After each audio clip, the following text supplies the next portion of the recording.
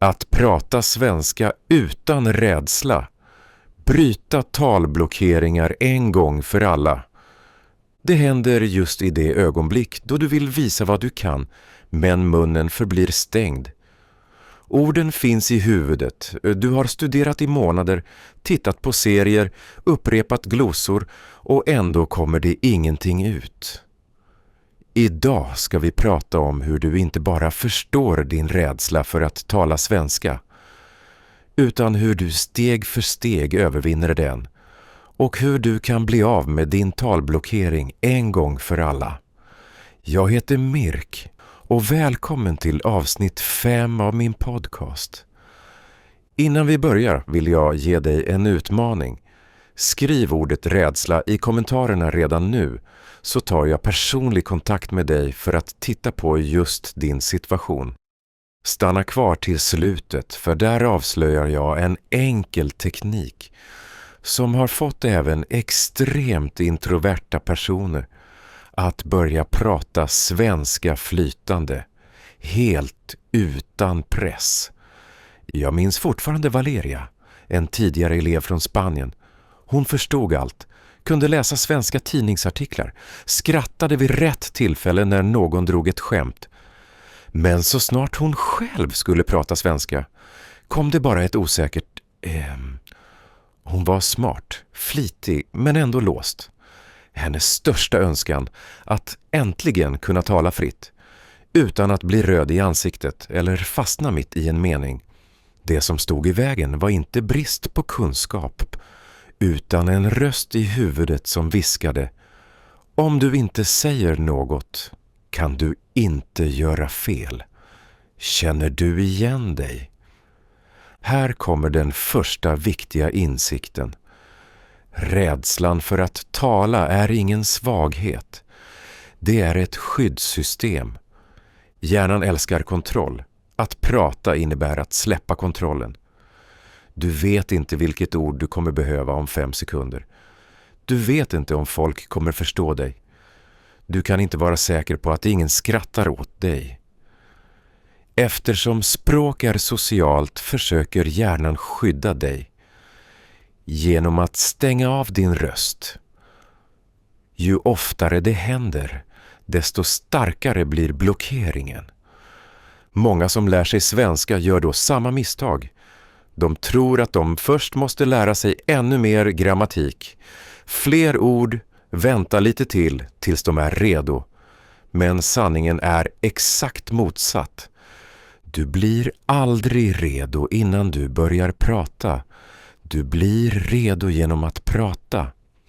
Målet med det här avsnittet är alltså: vänd på mekanismen. Inte först lära, sen tala. Utan tala för att överhuvudtaget kunna lära. Ditt mål är inte att prata perfekt svenska. Ditt mål är att öppna munnen om och om igen. Här är 3 konkreta strategier som låser upp ditt tal. Oavsett om du bor i Sverige eller på andra sidan jorden. 1. Diktafonmetoden. Prata när ingen lyssnar. Öppna din mobil varje morgon. Gå till röstinspelningsappen, tryck på spela in och prata i 2 minuter högt på svenska om vad du gjorde igår, vad du ska göra idag eller vad du tänker just nu. Gör det utan att planera något i förväg, utan att formulera meningar i huvudet, utan att översätta. Det enda som räknas är: din mun producerar svenska meningar. I början kommer du stamma, skratta, fastna. Det är exakt det som ska hända. Du tränar din talcentrum i hjärnan på att svenska är normalt, inte farligt. Många säger redan efter en vecka: plötsligt kom orden automatiskt, utan att jag tänkte. När du blir modigare kan du även skicka inspelningarna till en svensktalande tandempartner. Men det viktigaste är prata högt varje dag. De första 20 gångerna känns konstigt. Sen blir det rutin. Och rutiner är rädslans värsta fiende. 2. Minikonversationer i vardagen. Träning istället för prov. Många väntar på det där stora tillfället när de ska bevisa hur bra svenska de kan. En jobbintervju, en presentation, en stor familjeträff. Men just de situationerna är för emotionella, för viktiga, för riskabla. Ingen idrottare hoppar över träningen för att gå direkt till OS-finalen. Därför är den andra strategin: gör träningen liten, kort och daglig. Säg hos bageriet: jag skulle vilja ha 2 frallor, tack. Fråga i butiken: när öppnar ni imorgon? Säg till grannen: ha en bra dag. Även om du darrar inombords. Dessa små dialoger är guld värda. De tränar inte ditt kunnande. De tränar din talautomatik. Och automatik uppstår bara genom upprepning, under lätt press. Regeln är: säg bara en mening, inte 5. Och ställ gärna en fråga så måste den andra personen svara. Du kanske inte förstår allt, det gör ingenting. Poängen är att du talade. Och din hjärna registrerar: jag pratade, jag överlevde, jag kan göra det igen. 3. Gör misstag offentligt. Modstrategin för dig som vill ta dig loss på riktigt. Det här steget skrämmer nästan alla, men fungerar snabbast. Leta upp YouTube-videor på svenska, Instagram, TikTok-inlägg och kommentera på svenska spontant. Utan Google Translate. Skriv vad du verkligen tänker. Även om du gör grammatiska misstag. Även om orden är enkla. Och låt dina misstag synas. Varför? För att din hjärna då lär sig: jag vågar göra fel inför andra och inget hemskt händer. Varje gång du skickar en sådan kommentar minskar din talrädsla lite grann. Ofta händer något magiskt. Någon svarar dig, kanske rättar dig eller ställer en fråga. Och plötsligt är du mitt i ett riktigt samtal. Du omformulerar ord, letar efter nya meningar och talar friare än någonsin. Den som bara tränar i huvudet blir blockerad i verkligheten. Den som exponerar sig om och om igen blir starkare, modigare och en dag börjar orden flöda. Valeria, som jag nämnde i början, gjorde precis det. Hon tvingade sig själv att skriva minst en offentlig kommentar på svenska varje dag. I början fick hon knappt några svar, men motståndet inom henne var enormt. Efter en vecka märkte hon: det känns faktiskt lättare att trycka på skicka. Efter 2 veckor började folk svara. Och efter en månad skrev hon inte längre bara en mening, utan svarade med hela stycken. Vad hade förändrats? Inte hennes ordförråd, utan hennes modmuskel. Hon hade lärt sig att agera trots rädsla.